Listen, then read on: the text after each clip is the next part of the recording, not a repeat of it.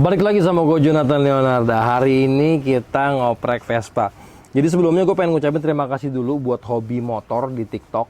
Jadi kalau yang pengen juga seperti yang akan kita install hari ini, lu bisa japri langsung di Shopee juga kalau nggak salah ada. Cuman lu DM dulu ke TikToknya hobi motor. Jadi gue dikirimin ini kayak MRP, kayak Dumbo MRP filter. Biasanya orang-orang yang udah ngupgrade motor kayak si Buluk ini yang pakai semi direct, intake susun dan lain-lain, pakai karbu Jepang ngadepnya ke depan nih. Masalah kita sama. Akan selalu kelihatan becek di sini, daerah sini karena sedikit-sedikit semburan yang terakumulasi dari si karburator sendiri tuh. Dari pengabutannya. Nah, jadi kan mobil kayak si motor ini kan kayak jadi apa ya? Jadi berantakan, jember lah kalau bahasa ininya. Jadi nggak enak lihatnya olian, basah. Nah, solusinya apa? Solusinya ini. Jadi buat air intake-nya, buat airflow-nya. Karena aslinya Vespa pun dari dalam sini, anginnya masuk dari mana? Dari depan ke sini, masuk sini. Untuk melindungi juga, jadi tidak terlalu banyak kotoran yang tersumbat ke dalam aspek-aspek elemen-elemennya di karbu itulah, spuier dan lain-lainnya. Karena dari pengalaman gua ketika jalan jauh pakai karbu seperti ini, settingan berubah, nggak stabil, trouble. Sebenarnya bukan trouble sih, karena kotoran masuk aja, terekspos terlalu banyak dari sini, kemasukan debu, kadang-kadang kerikil kecil, akhirnya mancat, yang jadi keiritan, yang jadi langsamnya berubah, yang jadi banjir dan lain-lain. Jadi untuk mengantisipasinya ya kita pakai ini. Barang ini tuh terbagi menjadi 4 bagian. Yang pertama, si selangnya sendiri. Nanti di akhir video sambil proses lu bakal paham deh apa yang gue maksud ya. Ini dari karbu, terus ke bodinya. Nah, dan dia tuh nggak, udah dong biarin dulu deh. Nggak ngerusak bodi. Nggak ngerusak bodi sama sekali. Karena sistemnya dijepit. Nanti kamera bisa mungkin dilihat. Ini tuh langsung dijepit tanpa ngebor bodi dari lubang udaranya di sini. Sekarang kita pasang, nikmatin prosesnya. Kalau udah selesai nanti kita tes.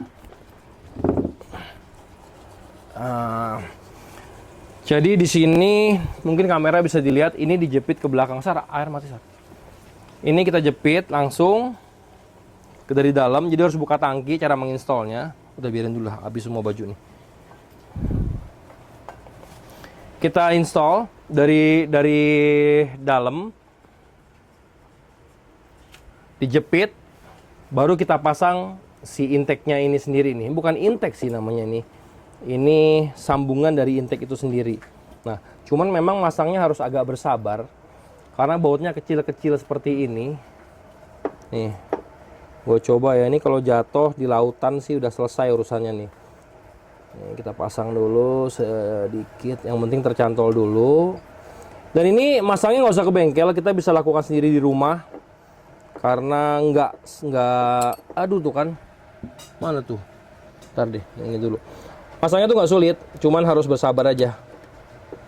Karena bautnya yang kecil-kecil. Ya, yang udah biasa megang-megang baut kecil sih, nggak ada masalah lah untuk masang barang ini. Tuh.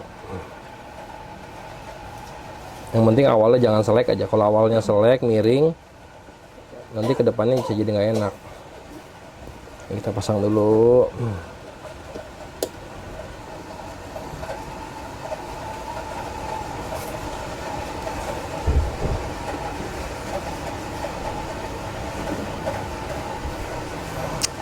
Yang enak sebenarnya menginstalnya itu di posisi mesin lagi nggak ada, taruh di bodinya. Cuman karena kepasangnya belakangan ya apa boleh buat lah. Nih, karena oke seperti itu. Sekarang yang sebelah sini kita pasang. Nah, yang belakang juga jangan lupa kita pasang. Sebenarnya kalau gue lihat seperti ini 2 juga udah cukup. Karena di sini kan memang nggak ada kompresi apa-apa. Cuman kalau Vespa tuh kalahnya sama geteran.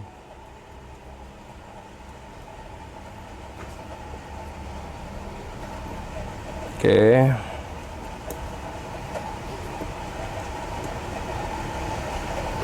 Tadi yang jatuh kemana ya?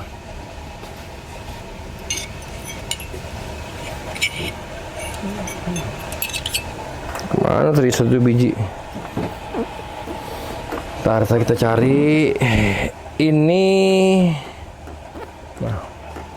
Yang satu kita pasang ke corong si karbunya sendiri. Cuman enakan yang dari sini dulu, lebih dalam.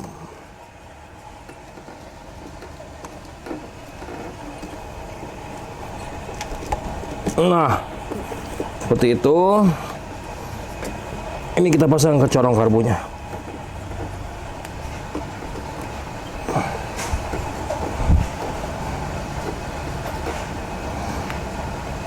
Ketika dapat, ini semua kita bisa sesuaikan. Sebenarnya kalau gue pribadi ini yang di sini nggak usah dipasang nih, karena yang ini boleh kita pasang, yang di sini. Yang di sini sih nggak usah dipasang karena ini cukup mengganggu.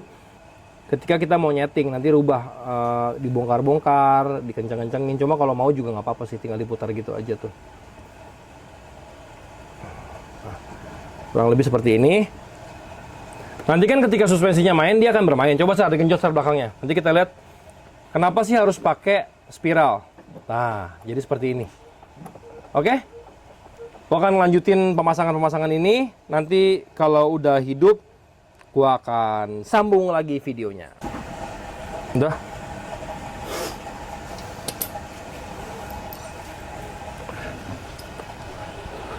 Video down. Down. Akhirnya kepasang, kurang lebih konstruksinya seperti ini. Maafkan mesin yang sangat kotor, nanti coba akan gue bersihin ke sekalian. Tapi sebelumnya kita akan coba dulu, kita hidupkan dia. Pasti ini nggak ada yang bocor, ini juga terpasang sudah benar, masuknya udah benar. Now we try. Nah, jadi udah kepasang, kelihatannya kurang lebih ya seperti itu. Sekarang kita coba hidupkan. Tadi bensinnya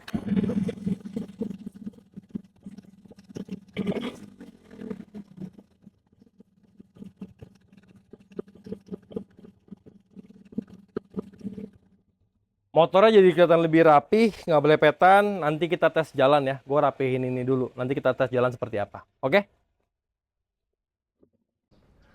Oke, tadi kita udah kepasang semua di sini. Sekarang gue bakal nyobain dia muter jalan sambil gue cerita sedikit apakah rasanya beda atau enggak. Yuk, kita ke jalanan.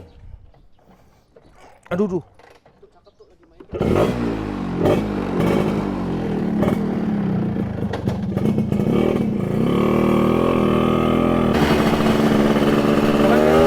Sekarang kita coba nih, gua nggak tahu adanya apa coba.